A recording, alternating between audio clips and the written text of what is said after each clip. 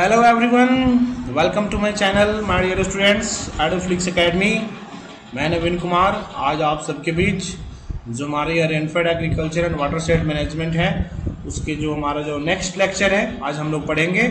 So my dear students, आप सबसे उम्मीद है कि आप प्रीवियस लेक्चर्स को आप अच्छे से पढ़े होंगे और जो भी लेक्चर्स हम अभी तक हम लोग पढ़े हैं और आप पढ़ें उस लेक्चर्स को। आपको किसी प्रकार को उसमें डाउट हो तो आप बेशक पूछें मेरे से, ठीक है, कमेंट सेक्शन के माध्यम से या किसी भी कॉल करके माध्यम से आप मेरे से पूछ सकते हैं। बट पढ़ें और ज़रूर उससे क्वेश्चंस मेरे से राइज करें जो भी आपको उसमें डाउट आते हैं, ठीक है। तो माय डियर स्टूडेंट्स, हमने लास्ट क्लास में जो टॉपिक पढ़ा था मैं अभी इसको हटा दे रहा हूँ, ठीक है। लास्ट क्लास में जो हमने टॉपिक पढ़ा था वो क्या था हमारा, ठीक है। लास्ट क्लास का जो हमारा टॉपिक था ड्रॉट के बारे में हमने पढ़ा था। ड्रॉट क्या होते हैं और ड्रॉट कितने प्रकार के होते हैं, ठीक है। तो हमने देखा था ड्रॉट बेस्ड ऑन ड्यूरेशन कौन से होते हैं, बेस्ड ऑन यूजर्स, ओके। फिर एग्रीकल्चर ड्रॉट के फर्दर क्लासिफिकेशन थे, early season drought, mid season drought, okay, ठीक है। Chronic drought, apparent clearly visible drought. I hope आप इस टॉपिक्स को अच्छे से पढ़े होंगे और समझ में आया होगा। एक बार लेक्चर्स को आप एक बार दो बार इसको रिपीट करें और आपको ये अच्छे से समझ में आ जाएंगे। Based on time of occurrence, okay. फिर अदर टर्म्स, कुछ ऐसे कुछ टर्म्स होते हैं जो ड्रॉट को अलग से भी डिफाइन करते हैं, ठीक है। कुछ ये एनोवारी सिस्टम, ये एनोवारी जो एक तरह से बोल सकते हैं एक साइंटिस्ट है, उन्हीं के नाम पे ये सिस्टम पढ़ा है। उन्होंने भी अपना ड्रॉट को क्लासीफाई किया था प्रोडक्शन के बेसिस पे, ठीक है। तो आज के जो टॉपिक है हमारे डियर स्टूडेंट्स, आज का जो हमारा टॉपिक है वो क्या है हमारा, effect of drought on crop production, okay. Drought का क्रॉप प्रोडक्शन पे क्या प्रभाव होता है, ठीक है। ड्रॉट बोले तो सूखा, मतलब जहाँ पे किसी भी क्षेत्र में रेनफॉल नहीं होती है फॉर अ लॉन्गर पीरियड तक, ठीक है। तो उसका क्या इफेक्ट होता है, ठीक है, उस पर्टिकुलर ड्रॉट का क्या इम्पैक्ट होता है हमारे क्रॉप प्रोडक्शन पे, उसके बारे में हम लोग पढ़ेंगे, ठीक है। तो आप सबसे उम्मीद है कि आप इस टॉपिक्स के को अच्छे से रिपीट करेंगे। So without any delay let's come to the point, ठीक है। पहला क्या पॉइंट है हमारे क्रॉप प्रोडक्शन पे क्या इसके इफेक्ट होते हैं। पहला क्या है, किस पे इम्पैक्ट आता है, किस पे इफेक्ट आता है, वाटर रिलेशंस पे। मतलब वाटर रिलेशंस बोले तो जो हमारे प्लांट्स होते हैं वो मिट्टी से कैसे पानी को एब्जॉर्ब करते हैं, ठीक है। मिट्टी में पानी के थ्रू कैसे न्यूट्रिएंट्स को एब्जॉर्ब करते हैं, कैसे वो न्यूट्रिएंट्स को ट्रांसलोकेट करते हैं, मतलब from roots to higher level, roots to tip point तक कैसे उसको ट्रांसलोकेट करते हैं, कैसे उसको भेजते हैं वहाँ पे, ठीक है।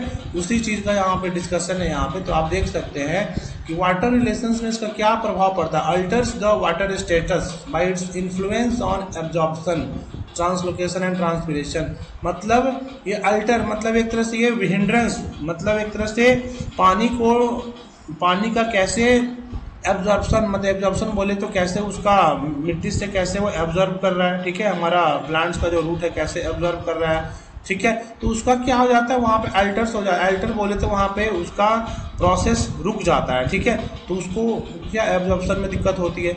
जब एब्जॉर्प्शन में दिक्कत होगा तो सीधी सी बात है हमारा जो न्यूट्रिएंट्स जो हमारे मिट्टी में पाए जाते हैं वो क्या होंगे, ट्रांसलोकेट नहीं होंगे, रूट्स से आगे के प्लांट्स में मूव नहीं करेंगे, ठीक है। और जब पानी की कमी हो जाएगी तो वहाँ पे ऑब्वियसली क्या होगा, ट्रांसपिरेशन प्रोसेस की भी वहाँ पे नहीं होगी। जब ट्रांसपिरेशन प्रोसेस नहीं होगा तो क्या होगा, हमारे जब ट्रांसपिरेशन नहीं होने का मतलब क्या है कि वहाँ पे मॉइस्चर की कमी है, एक्सेस जब वहाँ मॉइस्चर नहीं हो पा रहा है तो क्या होता है, हमारे प्लांट्स सूख जाते हैं, ठीक है।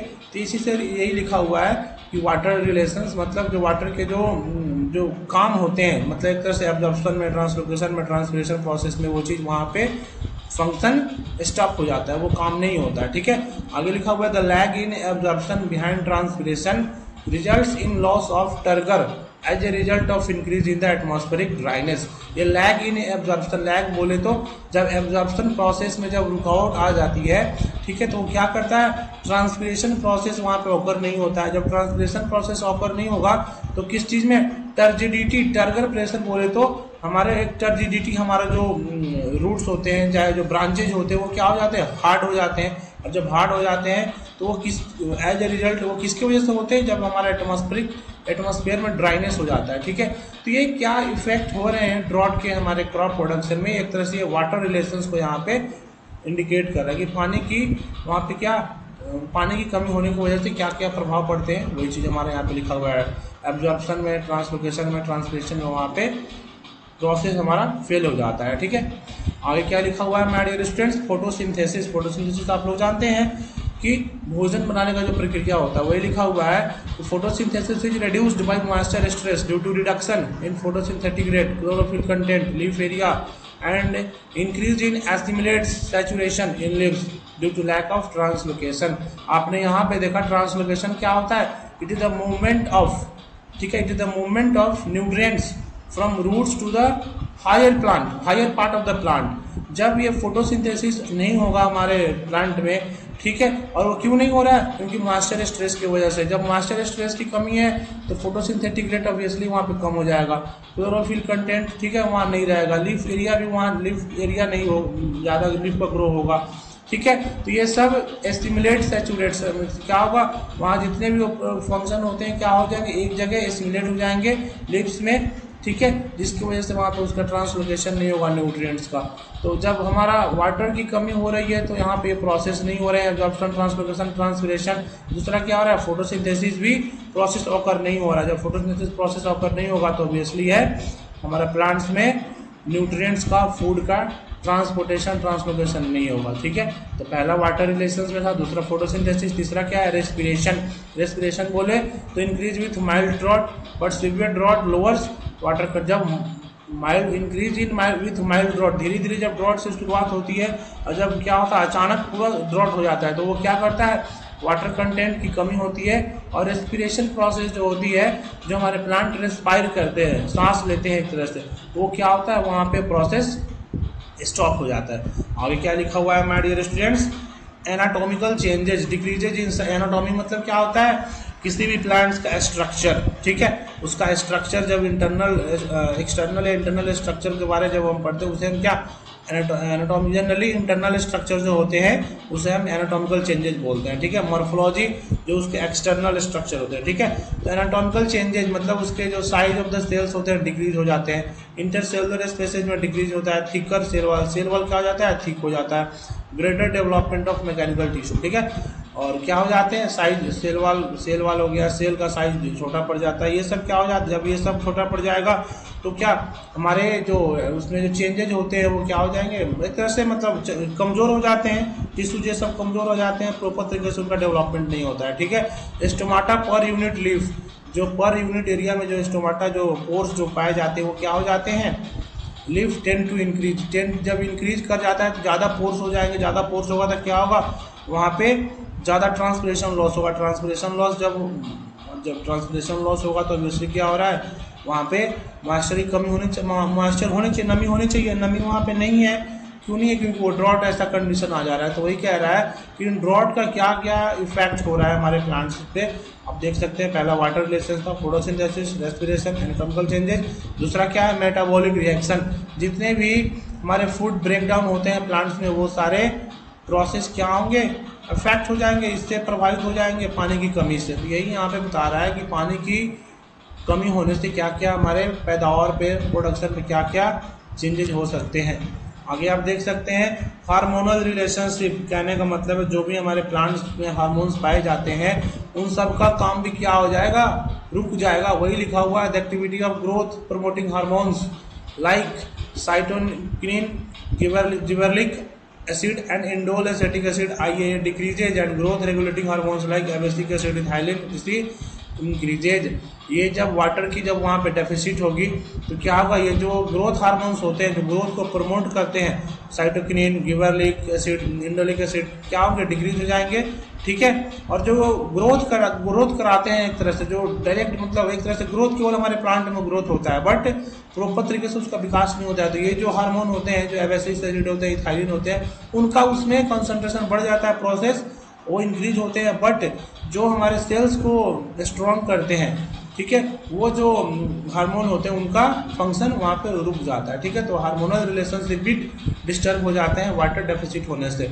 न्यूट्रिशन वही चीज़ है, जब वहाँ पे क्या हो रहा है, जब प्रॉपर तरीके से उसका वाटर का जब वहाँ पे अवेलेबिलिटी नहीं है तो कोई भी प्रोसेस वहाँ ऑकर नहीं होगा, तो वहाँ हमारे प्लांट्स को क्या होगा, न्यूट्रिशन नहीं मिल पाएगा। जब न्यूट्रिशन नहीं मिल पाएगा तो क्या होगा, ड्राई मैटर का प्रोडक्शन ऑब्वियसली ये कम हो जाएंगे। ड्राई मैटर क्या होते हैं, जो भी आफ्टर द हार्वेस्ट जो हम यील्ड हमें मिल रहा है, ठीक है, स्ट्रॉ से एक्सट्रैक्ट करने के बाद, हार्वेस्ट करने के बाद, स्ट्रॉ हटाने के बाद जो हमारा जो मटेरियल हमें मिल जाता है उसे ही हम ड्राई मैटर कहते हैं। ठीक है, तो वहाँ पे ये ड्राई मैटर का भी क्या हो जाएगा, कंसंट्रेशन, प्रोडक्शन कम हो जाएगा।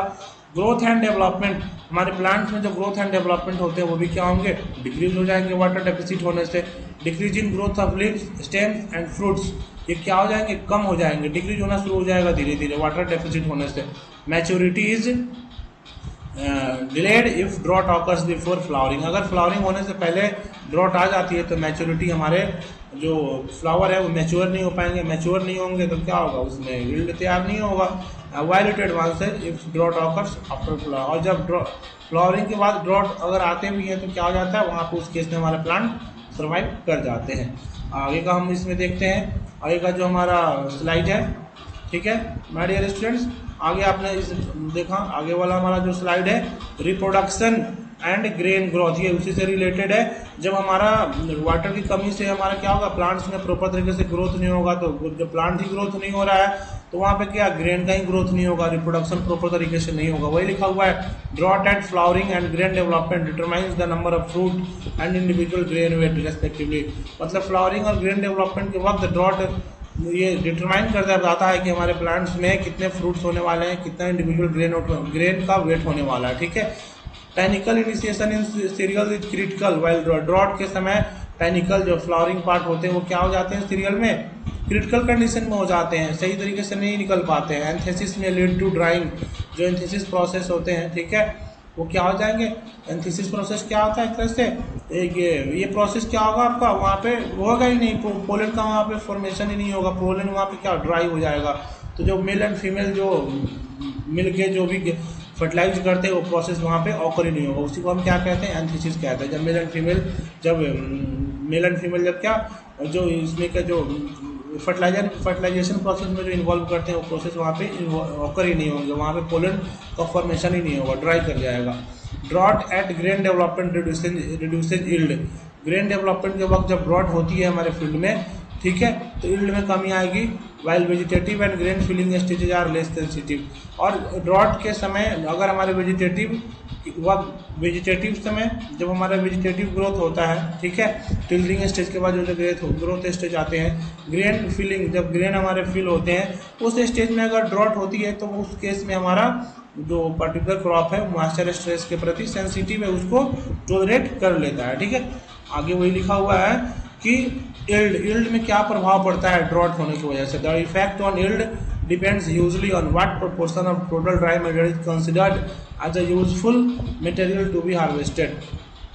मतलब the effect on yield depends usually, मतलब क्या है, यील्ड का जो इफेक्ट है, हमारा जो टोटल ड्राई मैटर कितना प्रोडक्शन होने वाला है उसका टोटली उस पर इफेक्ट होता है। ठीक है, ये ड्रॉट होने की वजह से, ठीक है, कि हमें प्रॉपर हार्वेस्ट नहीं मिलते हैं। If it is aerial and underground parts, ठीक है, एरियल बोले तो जो बाहरी जो पार्ट होते हैं या अंडरग्राउंड पार्ट्स होते हैं प्लांट के, जो भी अंडरग्राउंड वाले जो पार्ट्स होते हैं, effect of drought is as sensitive as total growth. मतलब जो ड्रॉट के जो इफेक्ट होते हैं उन दोनों पे बहुत ही, मतलब क्या तरह से बोल सकते हैं, सेंसिटिव होते हैं उनके ग्रोथ होने पे।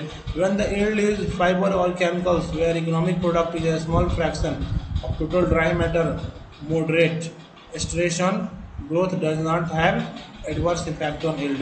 तो ये पॉइंट जो है इसको आप अगर छोड़ भी दें तो कोई दिक्कत नहीं है, आप ये पॉइंट्स को आप हटा दें। ठीक है, वही चीज़ यहाँ पे है, तो इसको हम लोग तो यहाँ इस वाले पॉइंट्स को यहाँ तक हमने जो ये टॉपिक देखा, ठीक है, इसमें हमने क्या पढ़ा है कि ड्रॉट के क्या इफेक्ट हैं हमारे क्रॉप प्रोडक्शन, उससे रिलेटेड हमारा ये टॉपिक था आज का। आई होप ये थोड़े से टॉपिक आपको थोड़ा अटपटा लगेगा कि क्या इसमें टर्म जो आ रहे हैं, hormonal relationship, nutrition, okay, water relation, photosynthesis, ये आप सोचेंगे कि ये क्या क्या टर्म आ गए। तो ये सब एक तरह से क्या है, जो प्लांट्स में जो जो प्लांट्स जो हमारे ग्रो करते हैं, तो ग्रो होने के लिए पानी की आवश्यकता पड़ती है। पानी क्यों? क्योंकि भोजन, फूड का प्रोसेस होना है, न्यूट्रिएंट्स का सप्लाई होना है। जब हमारे मिट्टी में पानी ही नहीं रहेगा तो ऑब्वियसली है ये सब प्रोसेस ऑकर ही नहीं होंगे, और जब ये प्रोसेस जब ऑकर नहीं होंगे तो ऑब्वियसली क्या है, वहाँ पे हमारा मेटाबॉलिक एक्टिविटी नहीं होगा। जब मेटाबॉलिक एक्टिविटी नहीं होगा तो क्या होगा, हमारे प्लांट्स में जो चेंजेज आते हैं, एनाटॉमिकल चेंजेस, वो सारे सेल्स अपना काम करना छोड़ देंगे, फंक्शनिंग करना छोड़ देंगे। ठीक है, जब फंक्शनिंग करना छोड़ देंगे तो वहाँ पे प्रॉपर तरीके से उनका ग्रोथ एंड डेवलपमेंट नहीं होगा। ठीक है, और वाटर हार्मोन रिलेशनशिप, जो भी हार्मोन्स जो पाए जाते हैं, नेचुरल हार्मोन जो हमारे प्लांट में, उनका भी जो काम होता है वो वहाँ पे क्या काम, उनका पानी की कमी की वजह से रुक जाता है। न्यूट्रिशन, प्रॉपर तरीके से उनका न्यूट्रिशन का अपटेक नहीं होगा। जब न्यूट्रिशन का अपटेक नहीं होगा तो ड्राई मैटर का प्रोडक्शन वहाँ पे तरीके से सही तरीके से नहीं होगा। ठीक है, तो यही कुछ आज के हमारे पॉइंट्स थे। Reproduction and grain growth, reproduction process, वहाँ पे ड्रॉट की कमी की वजह से रिप्रोडक्शन प्रोसेस जो एंथेसिस, यहाँ पे हम लोग पढ़े हैं एंथेसिस, जब मेल एंड फीमेल जब फ्यूज करेंगे तो प्रॉपर तरीके से फर्टिलाइजेशन प्रोसेस ऑकर ही नहीं होगा। ठीक है, इन सब का कमी क्या है, हमारे ड्रॉट का ही सारा ये इफेक्ट है हमारे प्लांट्स के ओवरऑल ग्रोथ में। ठीक है, तो आई होप कि आपको ये टॉपिक समझ में आया होगा। तो आप इस टॉपिक को एक बार पढ़ें, एक बार दो बार वीडियोज़ के माध्यम से समझें, और बहुत ही आसान टॉपिक है, बहुत ही सरल है। आप मेन पॉइंट को भी समझ के आप एग्जाम्स में लिख सकते हैं, जरूरी नहीं आपको पूरे पॉइंट को लिखने हैं, मेन पॉइंट को ही आप अपना हाईलाइट करके आप उसको एक्सप्लेन करें। ठीक है, तो ठीक है my dear students, thank you very much. मिलते हैं फिर आपसे हम नेक्स्ट लेक्चर में, तब तक के लिए बहुत बहुत धन्यवाद। May God bless you.